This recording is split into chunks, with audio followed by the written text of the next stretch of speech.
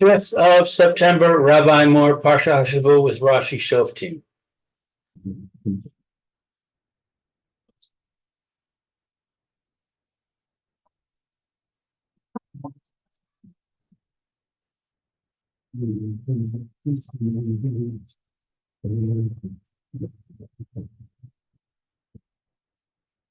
Okay. All right, let's go. Hi, Rabbi. Can you hear me? Very clearly. Great. All right, let's see. I think we're on, let's see, where were we? 21, What's it, 20? 20, Tzedek Tirdof, Luma'an, Tichya, Vayarashta, V'yarashta to the Vayarashta, Es Haaretz, Asher Hashem Elokecha Nosein Loch. Okay, tzedek, righteousness. Shall just, you do? You say justice, not righteousness? yeah. I thought justice would be din. Let me see. I translated it.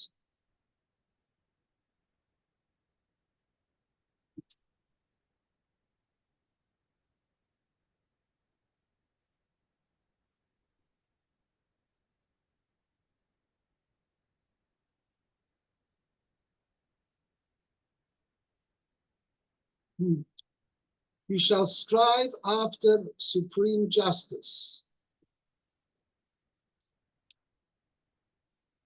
That's what I think. I say.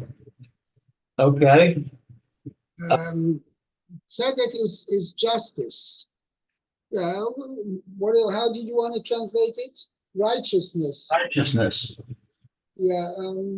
Okay. In this sense, it means when the judges judge correctly, and the it's more that the judges have achieved justice. They've delivered a just decision.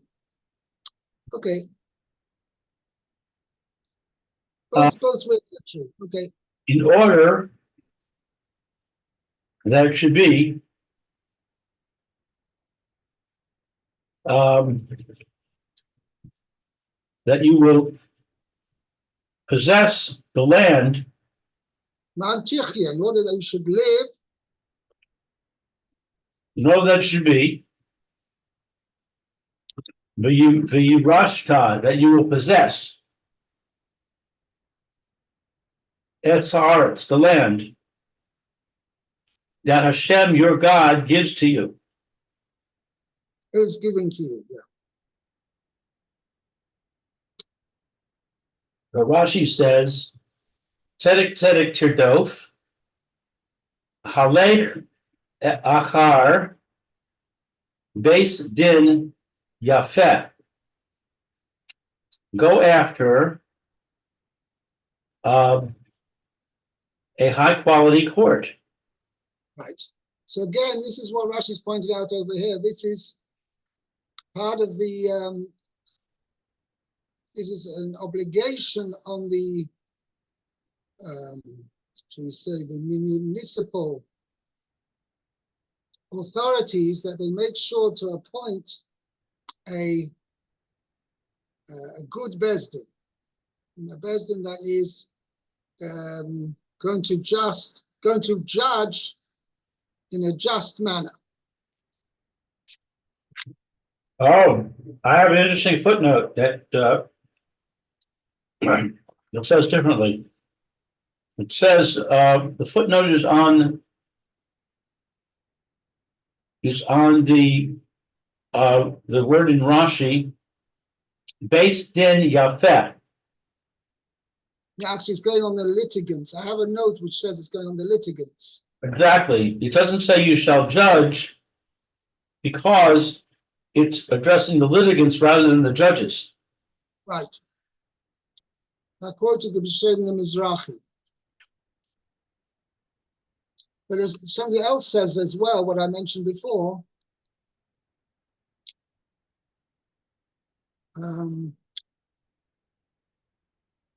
mind you, that's already been stated in the Shoftim on Mishpat Tzedek.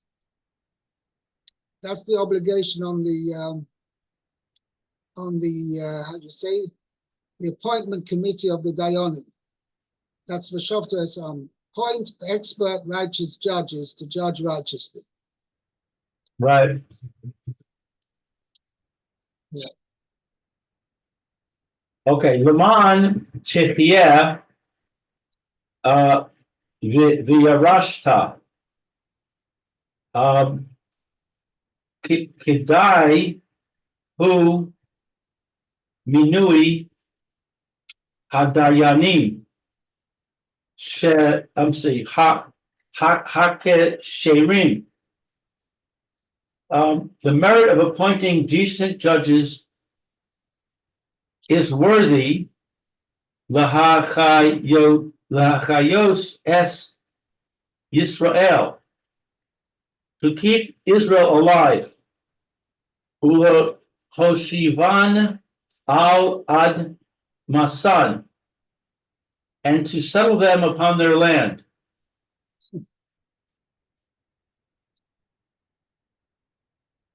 Meaning, when you have judges who judge correctly, then Klal Yisrael will be able to dwell in their land peacefully. Right.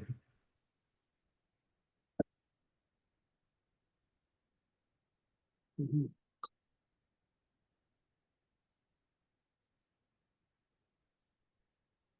Yeah.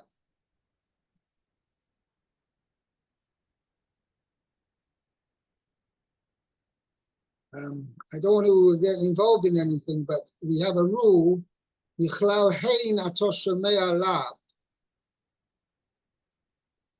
Okay? No, what does that mean? So as from the positive, you can infer the negative. Uh-huh. Meaning what? That if we don't have them, we will get kicked out of the land? Yeah.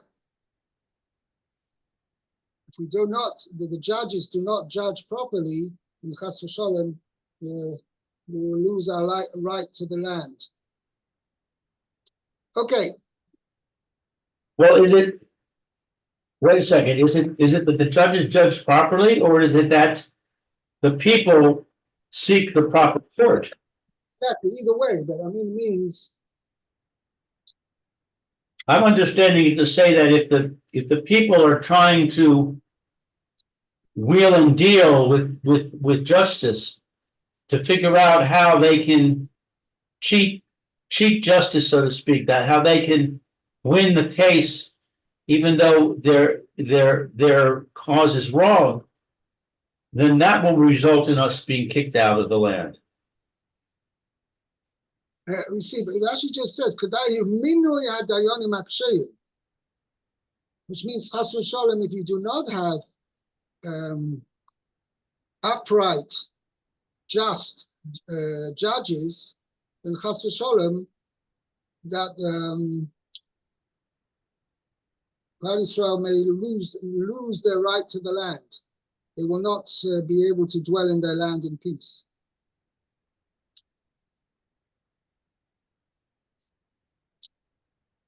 Okay. I see. Let's continue.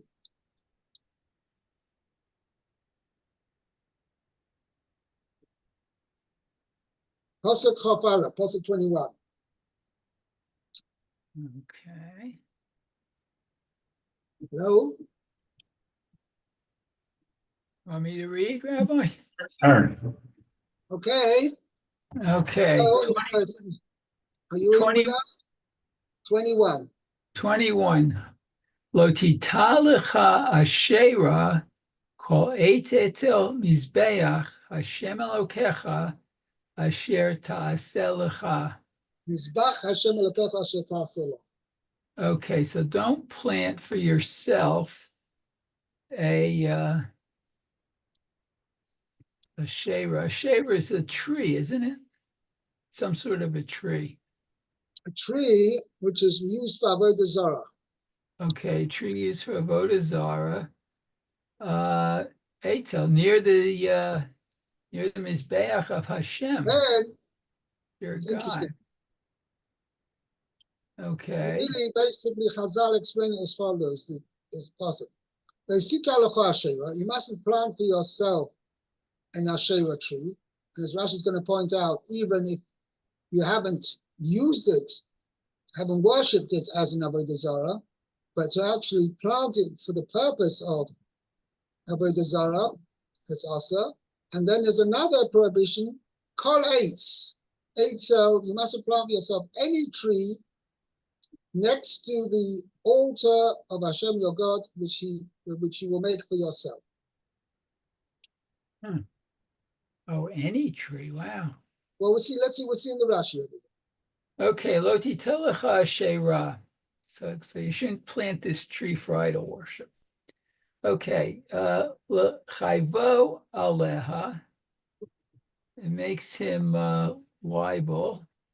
Mishat netiata. From the hour of its planting, vafilu lo avada,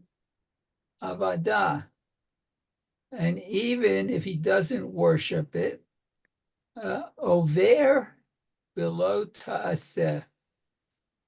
Okay, so he's committed. He's done a negative. He's transgressed a negative commandment. Transgress. Okay, al netiata for its planting. Right.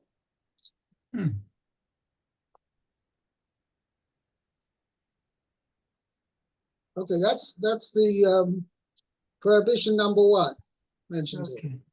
Right. And then Rashi says, like sita. Okay, so the next one is Lotita Lecha Shera Kol Eit Etzel Mizbeach Hashem Elokecha. Mizbach, sorry. So you shouldn't plant a tree for yourself for idol worship. No, well, we'll see. Any tree near you the mustn't altar. plant any tree. This is a separate prohibition. You mustn't plant any tree next to the altar of HaKadosh Baruch Hu. Okay, and this is let's see, Azhara.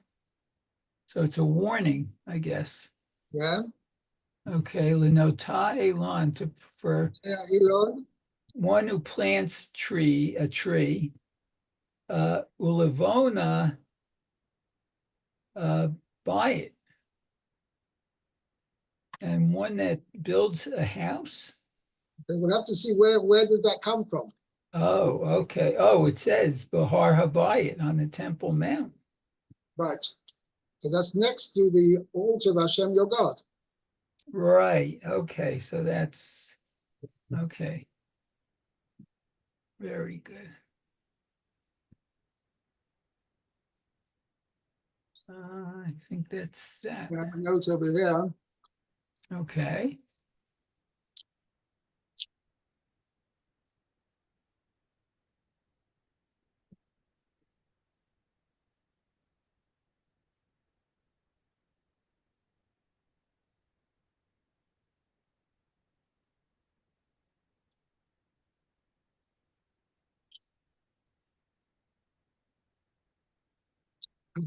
So here I've got a note over here which explains where does Rashi get it from? You mustn't build a house.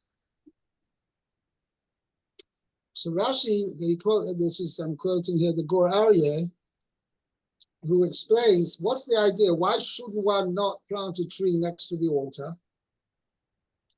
Because the idea is planting or even building something next to the altar lowers the status of the altar. Meaning, You want to have a place which is solely for the purpose of offering sacrifices, okay? Then it has to be exclusively for that purpose. And having anything else planted or built there in the same place, that already is a lowering of the elevated status of the altar. Wow.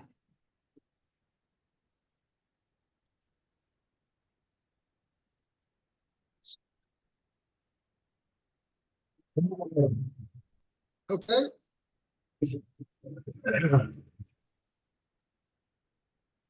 Right.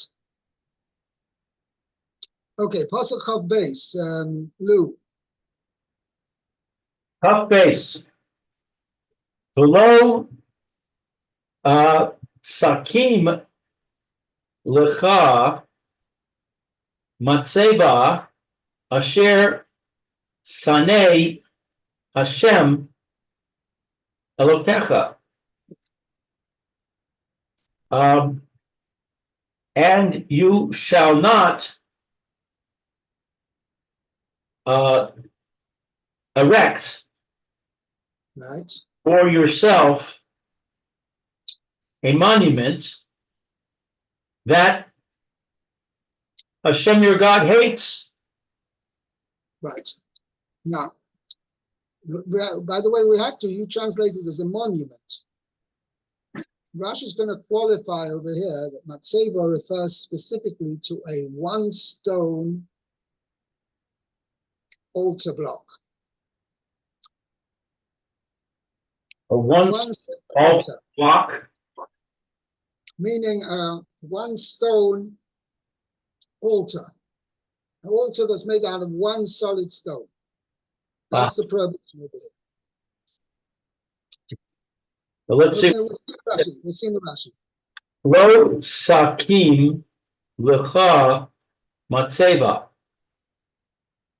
Matseves even achas. A pillar of a single stone. Le hakriv aleha. To bring offerings upon it, afilu la shamayim, even for the sake of heaven.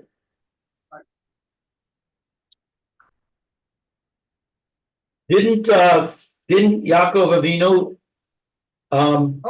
erect exactly such a thing? You ask Rashi's Kasha. You've seen the next Rashi. Rashi asked the Kasha.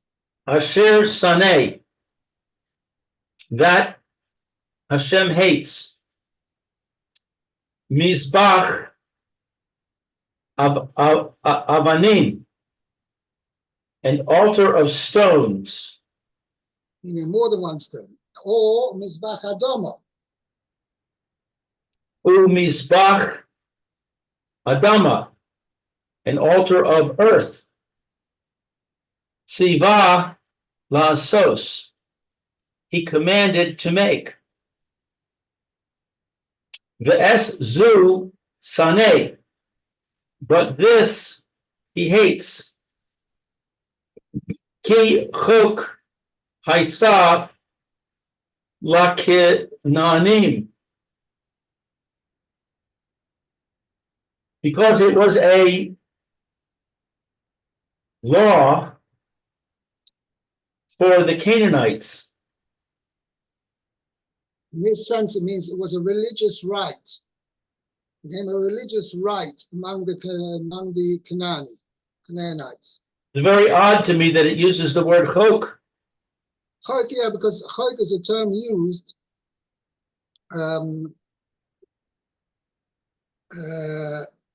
with reference to Avodah Zarah, meaning it's a certain rule, a certain rite, R-I-T-E, which the people who served this Avodah Zarah, they practiced.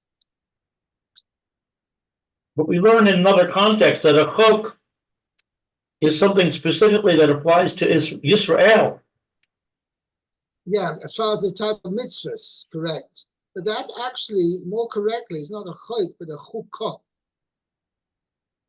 It's a feminine form.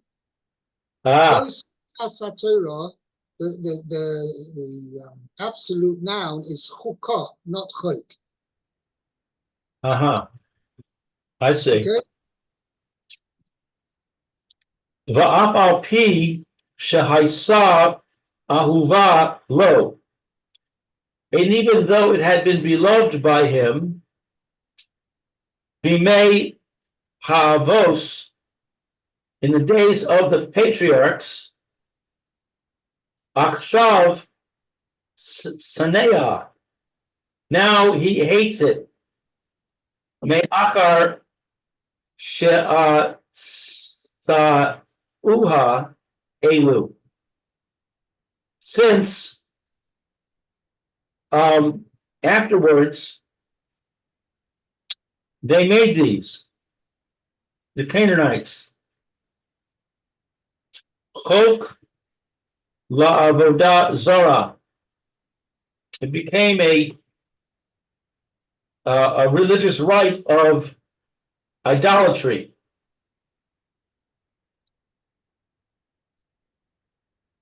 So Hashem liked them, but then changed his mind. Ikiviyachol. Right. So it's an interesting thing that even though originally it was something approved, but then because the Goyim took it on as their practice, therefore it became something which HaKadosh Baruch Hu not just forbade, but he now hates. Asher soneh Hashem Elokecha.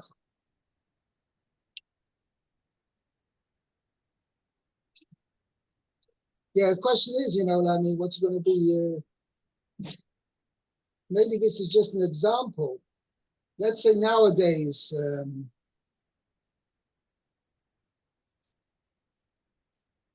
it became a worldwide religious fad to shokel, right? To shake during Davlit, like that. Mhm. Would it become also for us to do so?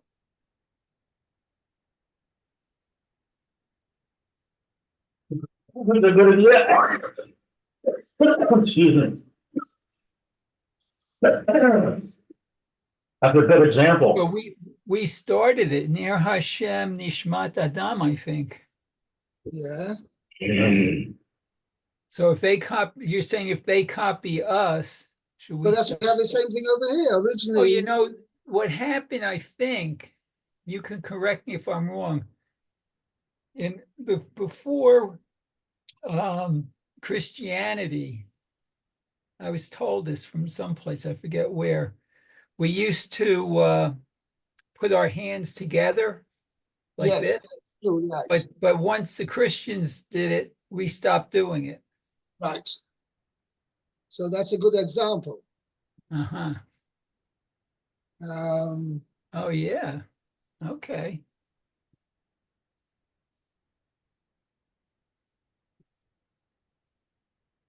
yeah. And yet, Okay. we wear a tie. Sorry. We wear a tie. And therefore, That's definitely a Christian thing. to wear a tie. Yeah, I mean, wearing a tie is not a Jewish thing. It comes from the society that we live in. What is it? I always understood the idea of wearing a tie is because in the old days they used to wear something around their neck that when they needed to wipe their mouth after the meal, They used that. everything. Right. And that was the idea of the tie.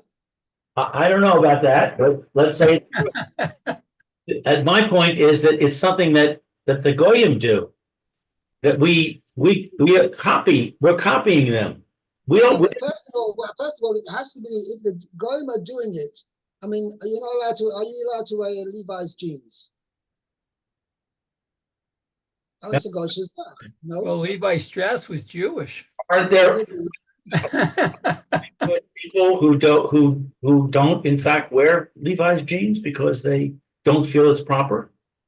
Correct. That's something else, but not because there's any prohibition involved. Because of things. There's certain things which the goyim do because they want to. It's either a religious practice or a superstitious practice or something connected to their religion. If they're doing it because it's connected to their religion, then that would make it forbidden for us, right? But if it's stam, a fad, a kosher fad with nothing to do whatsoever to do with religion, right? There's no problem for us to do the same. I see. Because we're not trying to identify particularly, that by doing this practice, we're not trying to identify specifically. We want to be, well, we agree with you, and that's why we're following your practice. I mean, let's say, do you remember, used to be 2-button suits, and then there became 3-button suits, and then 4 buttons, and then went back down to 2, right? So you're going to tell me if you follow the fashion that way, that's Chukas HaGoyim? No.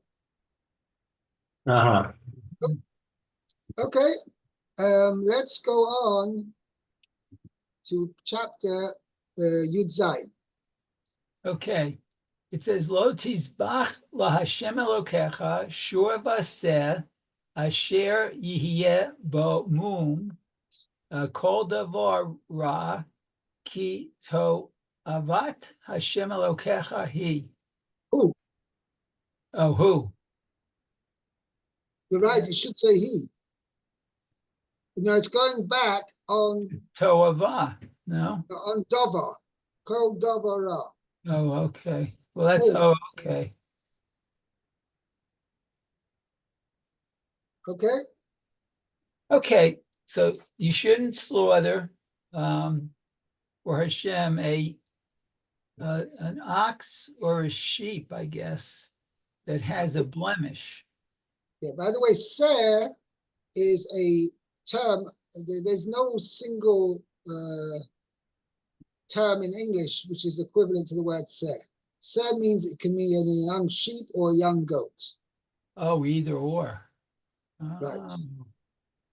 Okay. Similarly, tzon, right? When we say to the thing, we translate it as flock or whatever, but it means just like it's a similar group term as we have bakar. Bakar means cattle. Okay, so similarly, when we're referring to sheep and goats together as, like as a collective noun of sheep and goats together, we refer to tzon. Right? It's generally translated as flock, but flock is not a good, accurate translation. Okay. Anyway, you mustn't offer slaughter to Hashem your God, shor, an ox, or let's say translate a sheep, asher yevoimu, that has, carry on, that has a blemish. right, koil davar ra. Okay, so anything that's bad, because it's an abomination for Hashem your God. Wow. Now, I have written in that the word to'avas in this context means a distancing. It's something that distances us from Hashem. What's the source for that? My pen. I don't know exactly where I got it from. I have lots of notes that I've written down at various times when I take a shiur and somebody, like the rabbi, says something, I write it down. Okay. You never heard that? Had that, sure, for sure, but I didn't this explanation. I understood the computer. Servas Hashem, something which Hashem despises. I mean, something which Hashem reviles. Uh-huh. Okay? Okay, so Rashi says Lotis Bak Vigomer called Avara. Okay, so you shouldn't slaughter these animals because it's a bad thing. Okay, Azhara. Now, the word used over here is kol davara. Now, you translated it as a bad thing. However, the root of the word davar comes from the word dibur. Okay, So Dibur is speech, isn't it? correct. So it's mashma that it's something bad that comes as a result of speech. Oh. It's a bad utterance. Uh-huh. We're talking about a physical blemish. No, so that's exactly what Rashi is going to point out. There's two things mentioned here. It's number one, it has a blemish. In addition, kol davara, anything else, any other bad thing. And that's meaning davar as a result of a bad utterance, as a result of a davar meaning word, a bad word. Uh-huh. So that's what Rashi is going to explain. Azhara. Asara. Okay, that's a warning. Limit pagel bikodoshim, that you'll make something piggle that is holy. Means somebody who makes sacrifices contemptible. Oh.